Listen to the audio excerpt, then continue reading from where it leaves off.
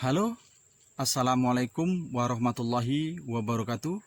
Jumpa lagi dengan saya di channel YouTube-nya JMT Jumatin. Ingin tahu apa kegiatan saya hari ini? Tonton terus videonya sampai habis.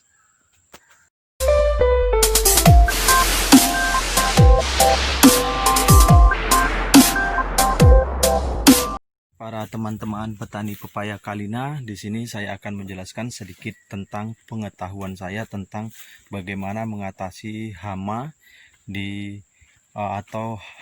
yang menyerang pepaya Kalina. Nah, terutama sebelum kita membahas tentang itu, saya mengingatkan kepada teman-teman jika lahan dan lahan terlalu banyak gulma, utamakan harus dibersihkan, baik itu disemprot, dipotong, atau bagaimana caranya. Yang pasti harus lebih berkurang yang namanya rumput itu. Seperti di tempat kami ini, seperti ini ya teman-teman, ini kondisinya sudah berkurang rumputnya karena sudah sering dilakukan penyemprotan dan pemotongan rumput. Jadi lokasinya ini atau lahannya kelihatan bersih. Jadi dengan sedikit atau dengan bersihnya lahan ini bisa mengurangi hama, karena rumput-rumput teki yang seperti ini teman-teman, rumput lulangan yang biasa sering kita sebut di daerah kita masing-masing. Ini rumput lulangan ini banyak mempengaruhi hama. Nah, banyak hama yang hinggap di sini. Apalagi hama trip ini banyak hinggap. Kita racun di atas pohon pepaya tapi dia jatuh ke bawah di rumput ini, dia selalu hinggap. Nah, ini yang harus kita atasi terutama. Jadi di sini teman-teman, dari cerita saya tadi, di sini saya akan menjelaskan beberapa penyakit tentang pepaya Kalina, baik itu jenis pepaya Kalina yang biasa kita budidayakan di Indonesia atau disebut dengan pepaya madu. Nah, kalau di tempat saya ini pepaya Kalina jenis Hongkong ya teman-teman. Nah, jadi ini teman-teman penyakit yang ingin saya bahas kepada teman-teman. Nah, penyakit ini adalah penyakit yang namanya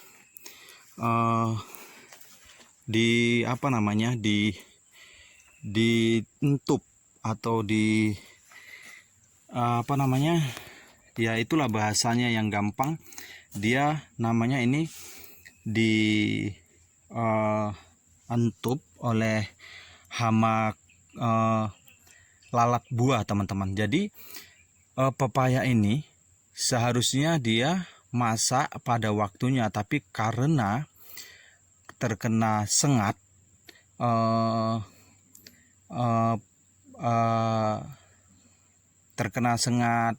lalat buah, jadi dia akan cepat busuk dan dia akan matang sebelum masanya. Jadi teman-teman nanti ini bisa ketahui bahwasanya dengan sengatan ini dia akan menyimpan telur atau larva, sehingga nanti setelah menyengat dari antara satu dengan satu yang lain akan bertambah banyak teman-teman. Jadi kita bisa lihat ya teman-teman, kita belah dulu pepayanya, kita lihat teman-teman seperti apa kondisi di dalam pepaya ini teman-teman. Nah, biasanya itu terdapat ulat ya teman-teman. Biasanya ada ulat nih teman-teman. Jadi kalau sudah berulat, nanti ulatnya ini akan berkembang biak. Inilah yang akan berkembang biak lagi dan berkembang terus menerus, sehingga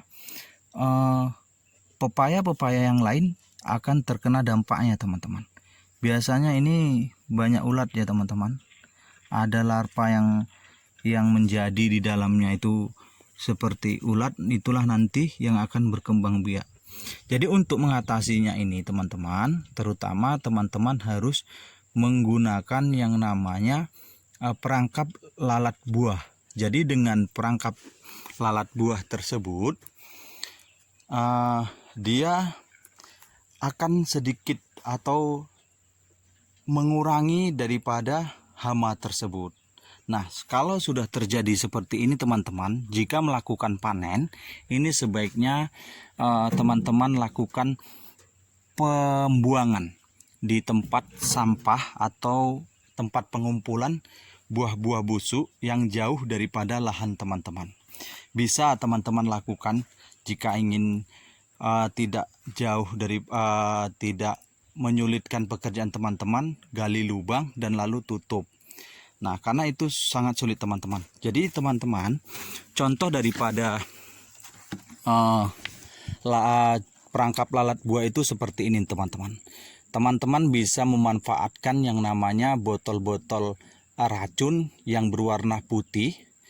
Lalu obatnya itu bisa teman-teman oleskan di botol tersebut. Setelah teman-teman oleskan, teman-teman taruh di lahan tersebut. Boleh di luar lahan atau di dalam lahan. Untuk jaraknya itu perangkapnya teman-teman bisa atur sendiri mau berapa jauh. Tapi biasanya itu banyakkan teman-teman yang lain mengatur jaraknya itu 10 meter atau sampai dengan 15 meter kurang lebih teman-teman, dari antara satu dengan perangkap lalat yang satunya. Bisa di luar lahan juga ya teman-teman. Nah, seperti ini. Jadi kalau sudah seperti ini, banyak hama-hama yang melekat teman-teman. Seperti kutu trip, hama-hama yang halus ini pun ikut melekat. Ini sudah lama, sudah banyak yang mati. Inilah manfaatnya perangkap lalat buah teman-teman. Jadi sehingga kondisi pepaya kita itu bisa kita amankan daripada sengatan lalat tersebut teman-teman. Nah, ini yang pertama, yaitu perangkap lalat buah itu sangat penting ya teman-teman. Kita menggunakan botol seperti ini botol racun untuk apa namanya teman-teman, penyampuran racun rumput. Teman-teman kalau bisa seperti ini, botol-botol racun yang warna putih, juga bisa menggunakan bekas botol pemutih ya teman-teman, itu kan warnanya putih juga. Nah, ini yang pertama. Yang kedua teman-teman, untuk mengatasi kutu trip, teman-teman bisa menggunakan seperti daun ini teman-teman. Ini terkena serangan kutu trip tapi sudah lumayan sembuh teman-teman. Nah, untuk memanfaatkan untuk mengatasi kutu trip ini, teman-teman bisa menggunakan yang namanya racun Prevection, Savana, atau juga Alika teman-teman, dan masih banyak juga jenis yang lain obat untuk mengatasi kutu trip. Nah, kami di sini menggunakan Alika, Savana seperti itu ya teman-teman. Jadi teman-teman gampanglah untuk mencari obat yang namanya kutu trip di daerah kita teman-teman. Apalagi di Indonesia banyak toko-toko pertanian. Nah, untuk pengaplikasian atau menggunakan obat tersebut, teman-teman kalau misalnya sudah terlalu dampaknya terlalu agak parah, cari yang kontak, yang mematikan. Tapi apabila dia tidak terlalu parah, hanya untuk mengatasi saja atau mencegah, teman-teman bisa menggunakan yang tidak kontak. Dalam bahasa racun itu saya juga lupa untuk menyebutnya teman-teman. Teman-teman bisa paham, yaitu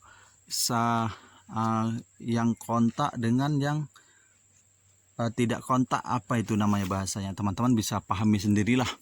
Seperti itu. Nah, jadi untuk pencegahan lalat buah dan kutu trip seperti itu teman-teman.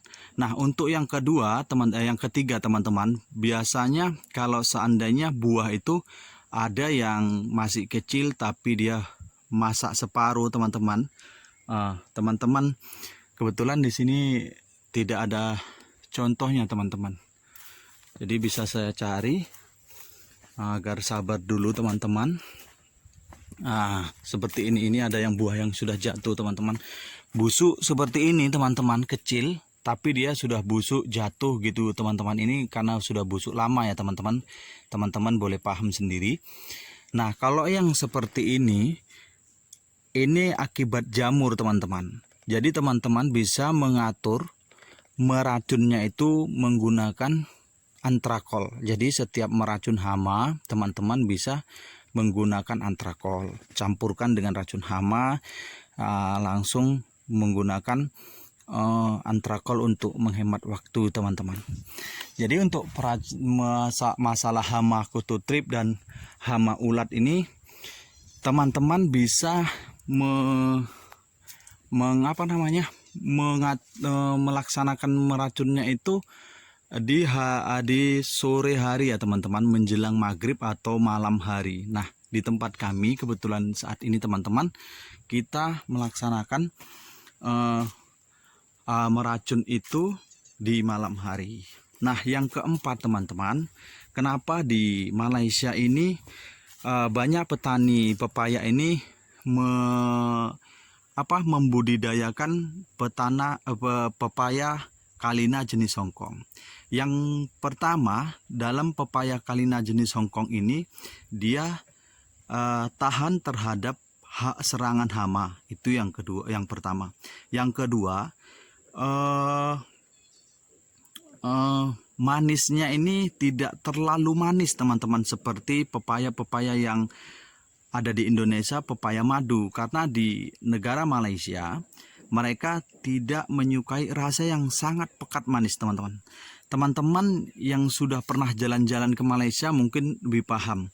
Makanan di daerah Malaysia ini mereka tidak suka dengan yang sangat-sangat manis. Itu yang pertama teman-teman. Yang kedua, buahnya ini, bobotnya ini lebih besar teman-teman.